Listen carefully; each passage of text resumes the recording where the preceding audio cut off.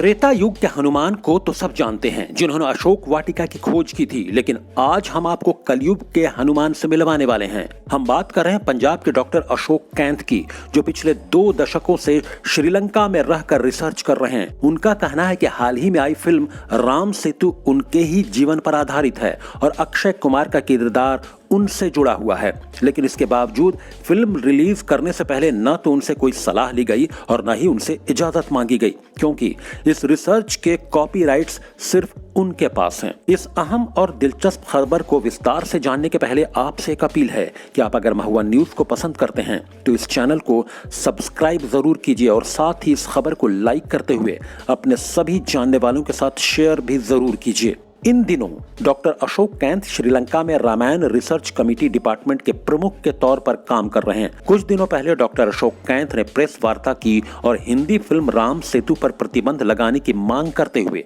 Bollywood actor Akshay Kumar सहित लेखक और निर्देशक पर मामला दर्ज करने की मांग रखी थी। उन्होंने इस मामले में शिकायत दर्ज भी करा दी है और अब भारत के अलग अलग शहर जाकर अपनी बात रख रहे हैं। उन्होंने बताया कि वो पिछले 18 सालों से भारत और श्रीलंका सरकार के सहयोग से रामायण से संबंधित रिसर्च में लगे हैं और इस दौरान उनके साथ कई जरूरी चीजें और स्थल लगे हैं, जिसे उन्होंने अपनी वेबसाइट पर अपलोड किया हुआ है और कोई भी आसानी से उसे देख और पढ़ सकता है। डॉक्टर अशोक कैंथ ने दावा किया है कि उनकी खोज का फिल्म राम सेतु में फिल्मांकन किया गया है। फिल्म से धार्मिक भावनाएं आहत हुई।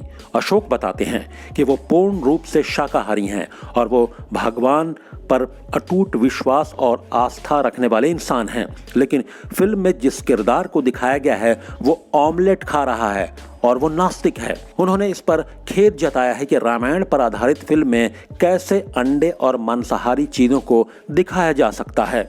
बात उस समय की है जब लोगों के मन में रामायण के प्रति नकारात्मक और भ्रामक बातें डाली जा रही थीं और ये बताने का प्रयास किया जा रहा था कि रामायण एक काल्पनिक रचना है। ये 2004 की बात है। उस समय राम जन्मभूमि का भी विवाद जोर शोर से चल रहा था। यही वो वक्त था जब डॉक्टर अशोक कैंथ ने यह ठान लिया था कि उन्हें इस भ्रम को दूर करना है कि रामायण मात्र एक कल्पना है।